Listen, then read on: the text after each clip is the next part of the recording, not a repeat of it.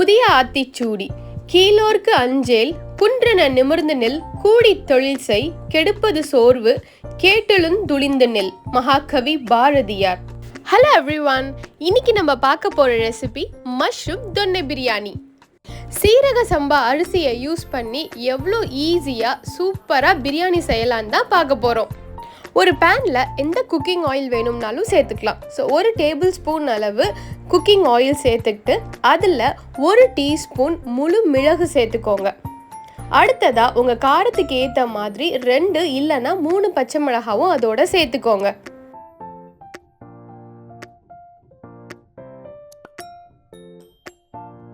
அடுத்ததாக 10லேருந்து 15 சின்ன வெங்காயம் ஜஸ்ட் அதை ஒரு ரஃப்பாக கட் பண்ணிவிட்டு அதையும் இதோட சேர்த்துக்கிட்டு கொஞ்சமாக உப்பு சேர்த்து அதை கொஞ்சம் நல்லா வதக்கிக்கோங்க. இது வதங்கிட்டு இருக்கும் பொழுதே 5 முழு முந்திரி பருப்பும் இதோட சேர்த்துக்கிட்டு அதோட 1 கைப்பிடி அளவு புதினாவும் 1 கைப்பிடி அளவு கொத்தமல்லியும் அதோட சேர்த்து கொஞ்சம் நல்லாவே அதை லோ ஃப்ளேமில் அப்படியே வதக்கிக்கலாம்.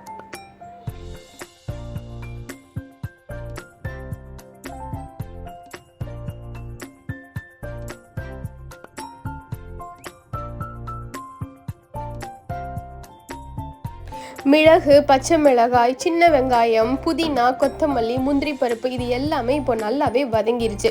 இது வதங்கினதுக்கு அப்புறமா அதை அப்படியே ஒரு மிக்சர் ஜாருக்கு மாற்றிக்கிட்டு கொஞ்சம், அதாவது ரொம்ப கோர்ஸாகவும் இல்லாமல் ரொம்ப நைஸாகவும் இல்லாமல் ஒரு மீடியமான கன்சிஸ்டன்சிக்கு இந்த பேஸ்ட்டை நல்லா அரைச்சிக்கோங்க.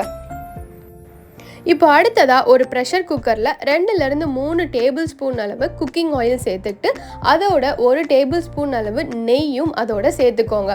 ரெண்டுமே நல்லா கொஞ்சம் ஹீட் ஆனதுக்கு அப்புறமா பட்டை, கிராம்பு, ஏலக்காய், ஸ்டார் அனீஸ், மராட்டி மொக்கு, பிரியாணி இலை, அதோட 2 பச்சை மிளகாய், அதே மாதிரி ஒரு 4-5 முந்திரி பருப்பு அதையும் லைட்டாக அப்படியே உடைச்சிட்டு இதோட சேர்த்து தாளிச்சுக்கலாம். உங்களுக்கு காரம் இன்னும் கொஞ்சம் வேணும்னா இன்னொரு பச்சை மிளகாய் கூட சேர்த்துக்கோங்க.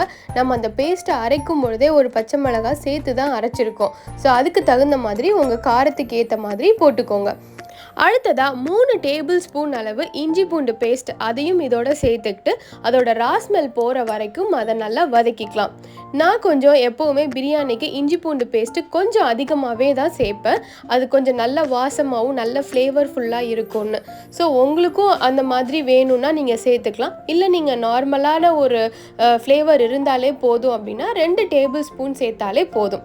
ஸோ இப்போது இஞ்சி பூண்டோட பேஸ்ட்டோடைய ராஸ்மெல் போனதுக்கு அப்புறமா 2 பெரிய வெங்காயமாக நல்லா தின்னாக ஸ்லைஸ் பண்ணி அதையும் இதோட சேர்த்துட்டு அதையும் நல்லா வதக்கிக்கணும். அந்த வெங்காயம் நல்லா வதங்கினதுக்கு அப்புறமா தான் நம்ம இப்போ அரைச்ச புதினா, கொத்தமல்லி, பச்சை மிளகாய் பேஸ்ட்டை இதோட சேர்த்துக்கிட்டு அதையும் சேர்த்து நல்லா வதக்கிக்கோங்க. நம்ம ஆல்ரெடியே இந்த புதினா, கொத்தமல்லி, பச்சை மிளகாவை வதக்கிட்டு தான் அரைச்சிருக்கோம். ஸோ இருந்தாலுமே அதை பேஸ்ட்டாக அரைச்சதுக்கு அப்புறமா இன்னுமே கொஞ்சம் அதை நல்லாவே அந்த ராஸ்மெல் போகிற அளவுக்கு நல்லா வதக்கிக்கோங்க. ஸோ இது நல்லா வதங்கினதுக்கு அப்புறமா நான் இங்கே 200 கிராம் மஷ்ரூமை நல்லா வாஷ் பண்ணிவிட்டு கொஞ்சம், அதாவது ஒரு க்யூப் சைஸாக கட் பண்ணி அதையும் இதோட சேர்த்து கொஞ்சம் நல்லா வதக்கிக்கிறேன். அதே மாதிரி மஷ்ரூமை ரொம்ப கேர்ஃபுல்லாகவே பார்த்து வாங்குங்க. ஸோ அதோட எக்ஸ்பைரி டேட்டை ப்ராப்பராக செக் பண்ணிவிட்டு அதுக்கப்புறம் தான் மஷ்ரூமை யூஸ் பண்ணும். இப்போ அடுத்ததாக 1 டீஸ்பூன் மிளகாய் தூள் சேர்த்துக்கலாம். அதோட 1/2 டீஸ்பூன் கொத்தமல்லி தூள், 1/4 டீஸ்பூன் மஞ்சள் தூள்,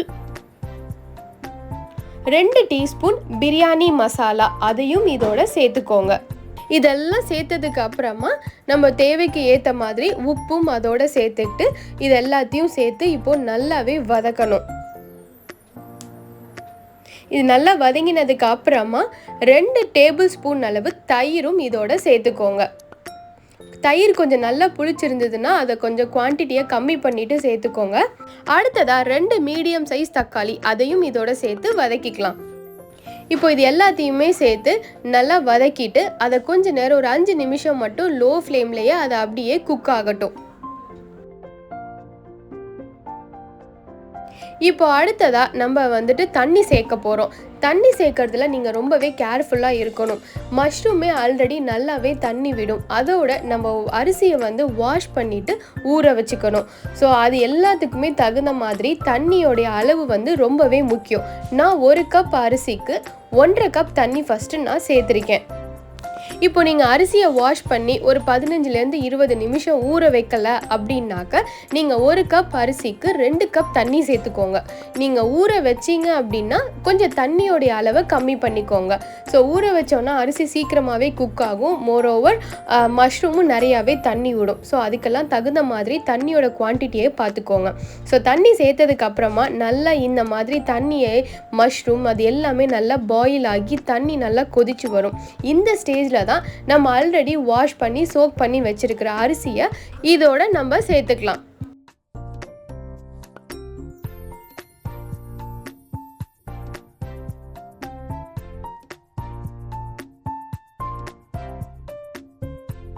அரிசி சேர்த்ததுக்கு அப்புறமா இது எல்லாத்தையுமே சேர்த்து நல்லா மிக்ஸ் பண்ணிவிட்டு குக்கரை விசில் இல்லாமல் ஜஸ்ட்டு க்ளோஸ் மட்டும் பண்ணி வச்சு அரிசி வந்துட்டு ஒரு 3/4 பதம் குக் ஆகுற வரைக்கும் அதை குக் பண்ண விடணும்.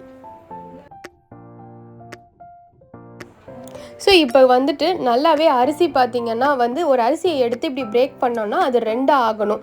அந்த ஸ்டேஜில் அரிசி குக் ஆனதுக்கு அப்புறமா அடுத்ததாக நம்ம இப்போ லெமன் சேர்க்கணும். நான் ஒரு 1/2 லெமன் சேர்த்துருக்கேன். ஏன்னா என்னுடைய தக்காளி அந்த அளவுக்கு புளிப்பு இல்லை, தயிரும் அந்த அளவுக்கு புளிப்பு இல்லை. ஸோ அதுக்கு தகுந்த மாதிரி லெமன் நான் 1 டேபிள் ஸ்பூன் அளவு சேர்த்துருக்கேன். ஸோ லெமன் சேர்த்ததுக்கு அப்புறமா 1 டீஸ்பூன் நெய்யும் சேர்த்துக்கிட்டு ஃபைனலாக 1/2 டீஸ்பூன் பிரியாணி மசாலா பவுடரையும் ஜஸ்ட்டு மேலே அதை அப்படியே ஸ்ப்ரிங்கிள் பண்ணிவிட்டு குக்கரை க்ளோஸ் பண்ணி விசிலும் போட்டுட்டு ஒரு 8 நிமிஷம் மட்டும் லோ ஃப்ளேம்லேயே அதை குக்காக விட்டோன்னா சூப்பரான பிரியாணி குயிக்காகவே ரெடி ஆகிடும். இந்த தொன்னே பிரியாணி அப்படிங்கிறது சீரக சம்பா அரிசியில் தான் செய்யணும். அப்படி செஞ்சோன்னா தான் அதோட ஆக்சுவல் டேஸ்ட் நமக்கு கிடைக்கும். ஸோ இதை பாஸ்மதியில் செய்யலாமா அப்படின்னாக்க செஞ்சு பார்க்கலாம். பட் ஆக்சுவலான டேஸ்ட் நமக்கு சீரக சம்பா அரிசியில் தான் கிடைக்கும். ஸோ இப்போ 8 நிமிஷம் டைமும் முடிஞ்சிருச்சு. பிரியாணி எப்படி ரெடி ஆகிருக்குன்னு பார்க்கலாம்.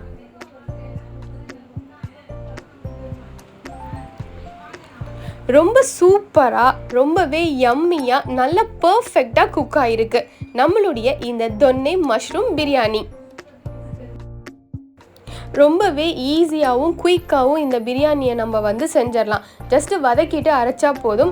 அதே மாதிரி பிரியாணி மசாலா பவுடர் நீங்கள் முன்னாடியே ப்ரிப்பேர் பண்ணி வச்சுட்டிங்கன்னா ரொம்பவே ஈஸியாக இருக்கும்.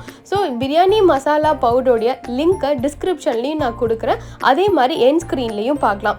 அந்த பிரியாணி மசாலா பவுடரை இந்த மஷ்ரூம் பிரியாணிக்கு மட்டும் தான் யூஸ் பண்ணணும்னு கிடையாது. Chicken biryani, prawn biryani, vegetable biryani இந்த மாதிரி எந்த பிரியாணிக்கு வேணும்னாலும் நீங்கள் அந்த பிரியாணி மசாலா பவுடரை யூஸ் பண்ணலாம். சூப்பரான தொன்னே பிரியாணி ரெடி ஆயிருச்சு. கண்டிப்பாக இந்த ரெசிபியை ட்ரை பண்ணி பார்த்துட்டு எப்படி இருந்ததுன்னு சொல்லுங்கள். உங்கள் ஃப்ரெண்ட்ஸ் கூடவும் ஷேர் பண்ணுங்கள். அப்புறம் மறக்காமல் சப்ஸ்கிரைப் பண்ணுங்கள். அப்போ தான் இந்த மாதிரி நிறைய இன்ட்ரெஸ்டிங்கான வீடியோஸோட நான் உங்களை பார்க்க முடியும். தேங்க்ஸ் ஃபார் வாட்சிங்.